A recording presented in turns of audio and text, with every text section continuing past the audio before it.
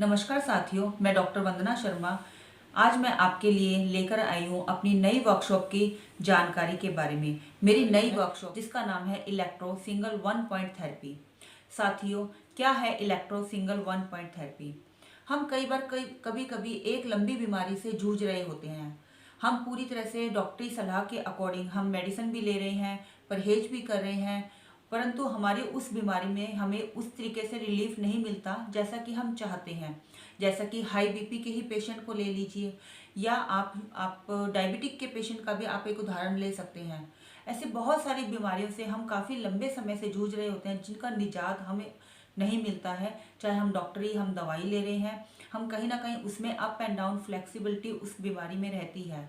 जैसे कि यदि कोई व्यक्ति अधिक भावुक होता है, मतलब छोटी छोटी बातों पर वो अधिक भावुक हो जाता है, अपने एक्सप्रेशन एक्सप्रेस करने लग जाता है, तो कैसे हम उसके एक्सप्रेशन को कंट्रोल कर सकें? वो कौन से कारगर बिंदु हैं जो कि आपके हाथों पर या पैरों पर आते हैं, जिनको दबाने मात्र से या उन पर मैग्नेट लगाने से आप अपनी बड़ी बड़ी बीमारियों से निजात पा सकते हैं। इसके अंदर हम कम से कम 100 बीमारियों को कवर अप करेंगे।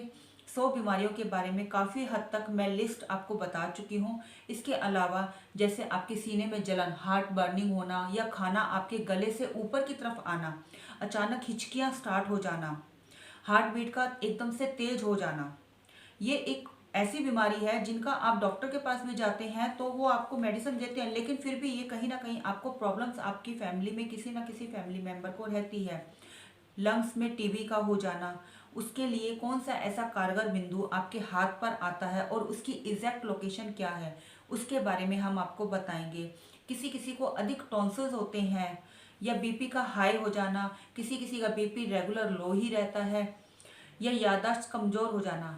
साथियों, इस कोर्स के अंदर हम स्पेशल एक और लेकर चीज में ऐड कर रही हूँ, जो कि स्पेशली 40 की एज के बाद होने वाली बीमारियां, मतलब जैसे जैसे आपकी उम्र बढ़ती है, कुछ ऐसी बीमारियों से आप जूझने लग जाते हैं जिनका इलाज करना, या लोग कहते हैं कि उम्र के हिसाब से ये तो होना ही था। ऐसा कोई ज़रूरी नहीं है कि यदि आपकी उम्र बढ़ रही है तो आप बीमार होना शुरू हो जाएंगे।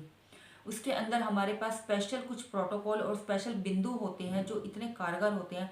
जैसे बढ़ती उम्र के साथ आपके शरीर में कैल्शियम का घट जाना, तो वो कौन सा बिंदु है जिनको दबाने मात्र से आप उस चीज़ को कंट्रोल कर सकते हैं। वापस आपकी बॉडी में कैल्शियम, विटामिन डी की जो डेफिशिएंसी आपको हो रही है और उससे रिलेटेड प्रॉब्लम्स आपको स्टार्ट हो गई है, कैसे कंट्रोल कर सकते हैं।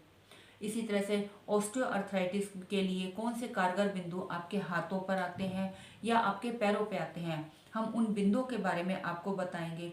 यूरिन का कंट्रोल ना कर पाना, जो कि एक बढ़ती उम्र के साथ एक बहुत अधिक गंभीर समस्या बनती जा रही है, या कम सुनाई देना, याददाश्त का कमजोर हो जाना, इस तरह की अनेकों बीमारियों के बारे में हम आपको इस अपने कोर्स में आपको बताएंगे। उनके कारगर बिंदु के बारे में आपको एग्जैक्ट लोकेशन बताएंगे।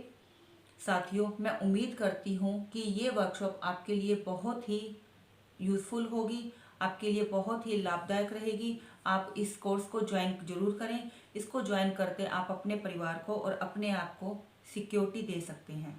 धन्यवाद।